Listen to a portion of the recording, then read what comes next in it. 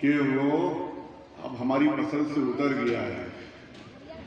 لہذا اس کو مانگنے والے کو ضرورت مند کو دے دیں۔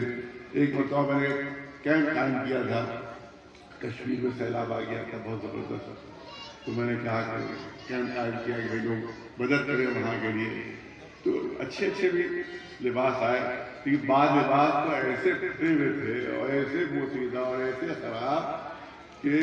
وہ اس کو جلانا پڑ گیا، اس کو رکھنا بھی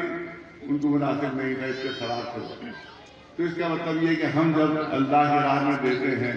تو جو سب سے زیادہ غیر پسندیدہ ہوتا ہے وہ ہم اللہ کی راہ میں دے دیتے ہیں، لیکن اللہ اعلان فرما رہا ہے کہ ہم اس وقت قبول کریں گے تمہاری اس مدد کو کہ جب وہ چیز تم دو گے جس کو سے تم محبت کرتے ہو، اس تمہیں جو پسند ہے وہ جب تم اللہ کی راہ میں دو گے تو جو اللہ پسند فرماتا ہے وہ تمہیں عطا فرماتا ہے۔ بے شک۔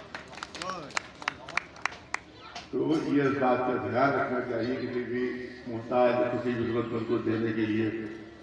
کہ بیکار چیزیں اور جو ہماری پسند سے اتر چکی چیزیں وہ نہ دے،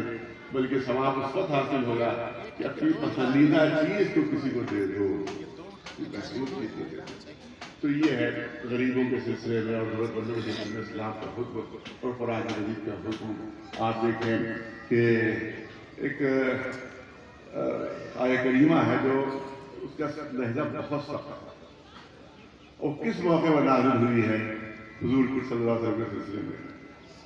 اس سے آپ کو اندازہ ہوگا اسلام میں غریبوں کی کتنی اہمیت ہے اور کتنا ان کا شرف ہے اور کتنی ان کی تعظیم کرنی ہے۔ بڑے بڑے سردار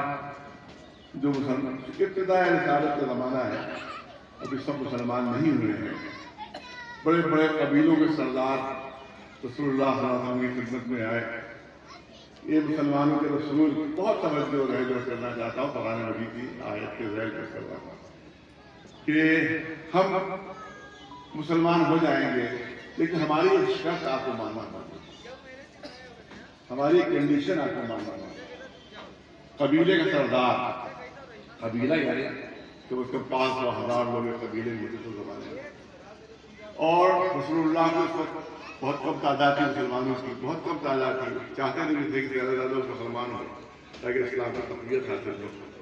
اب قبیلے کے آپ مسلمان ہو جائیں گے، آپ کا مذہب مان لیں گے، ہماری ایک شرط مان لیجیے